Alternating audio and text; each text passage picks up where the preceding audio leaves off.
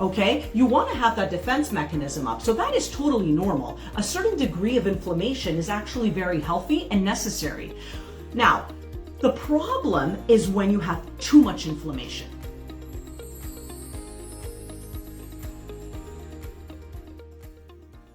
Hi there, this is Voula with Nutrition Design with you in mind for another Table Talk with Voula.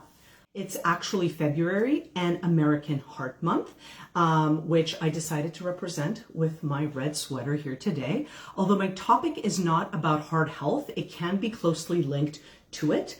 I want to talk about something that is actually, I think, a really hot topic. And what I want to discuss is the importance of immunity and how it is linked to weight management. So, immunity, a really hot topic, especially now in the midst of the coronavirus, right? People are looking for foods, they're looking for nutrients, micronutrients, things that will help boost or bolster their immunity. And so I get a lot of questions around that. What can I eat to boost my immunity? What is the best food to eat? Is there a superfood, right? How can we keep healthy and avoid getting sick?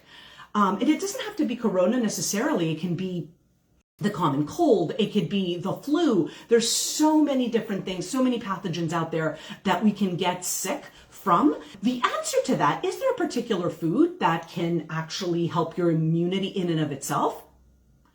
No.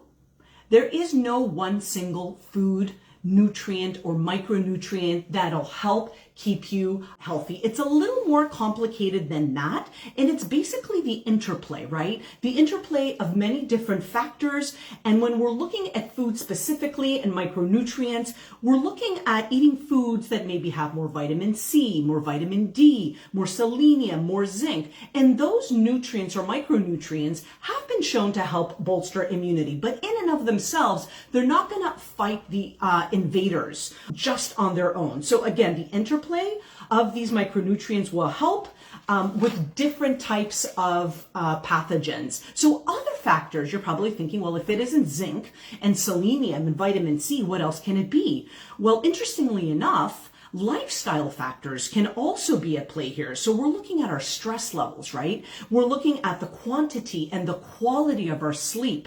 We are looking at movement, and are we getting it on a habitual, regular basis?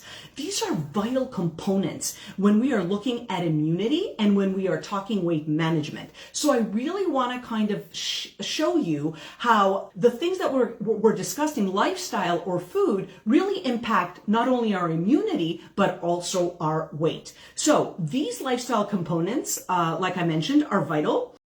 And without them, the body is just not able to ward off the invaders, okay? And so we open ourselves to becoming sick. So if you're not sleeping well, you're stressed out, your immune system will go down. Now, on the flip side, if we're talking weight management, if you're perpetually not getting enough sleep or you're very highly stressed, you are spiking stress hormones, one of them being cortisol, that actually can promote weight gain, because people find they tend to crave more sugar and fat when they are, spiking cortisol levels because of stress and lack of a sleep.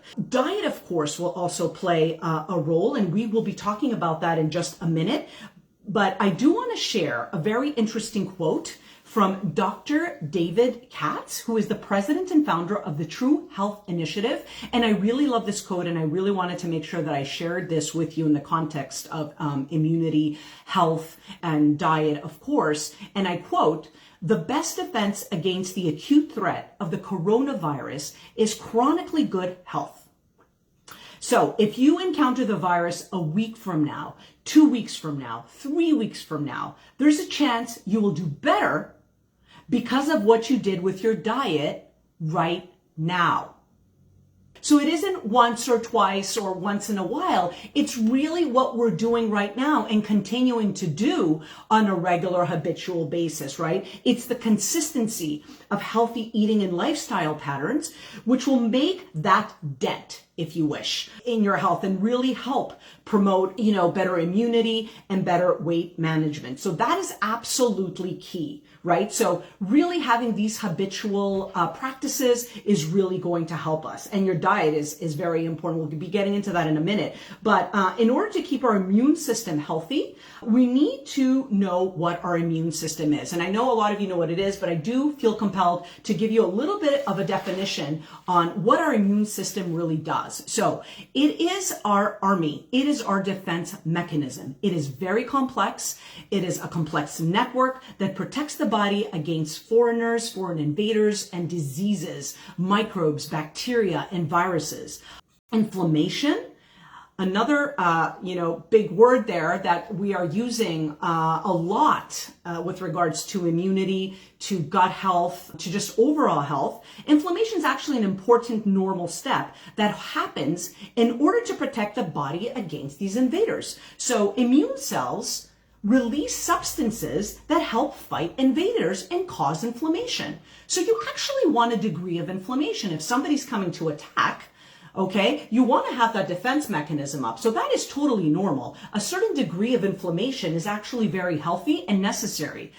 Now, the problem is when you have too much inflammation and the body is perpetually under attack, and too much can be harmful. So if your body has its defenses up all the time, it's just overworking itself, and that can be harmful. Now, what are the factors that can decrease your immunity?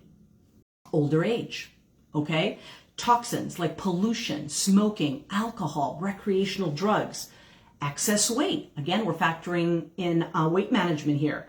Mental stress can affect your immunity, and lack of sleep, like we mentioned. Now, I feel compelled to talk about excessive weight. So when you're having a hard time managing your weight, this has also been associated with low-grade inflammation, right? So you've kind of have that baseline inflammation because you're carrying around that extra weight.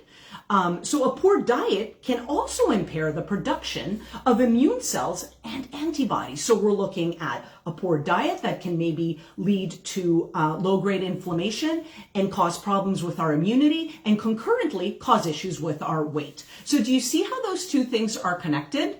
And the solutions or the steps to take to help that are also connected. And we'll talk about that in a minute. So what can we do to help boost our immunity and manage our weight concurrently? So is there a specific diet for it, okay? Now, like I mentioned in the beginning, I don't think there is one micronutrient or one specific food, but there are dietary patterns that can actually help. So we're looking at things like the Mediterranean diet, right? Or the DASH diet, which is an acronym, that stands for Dietary Approaches to Stopping Hypertension. And this diet is usually prescribed to people who have heart issues, high blood pressure, and these dietary patterns are very rich in fiber, soluble, insoluble fiber, rich in fruits and vegetables and legumes that contain these fibers, heart-healthy fats and oils, and whole grains that also contain fibers. These diets also contain little, if none, in terms of sugars and unhealthy saturated fats and processed foods, which can actually lead to inflammation. So these dietary patterns do not have a lot of these foods, although I am not saying you can never have anything with sugar or maybe something with unhealthy fat. We are looking at patterns, people, okay? We are looking at patterns. It's okay to have something with saturated fat. It is not the end of the world.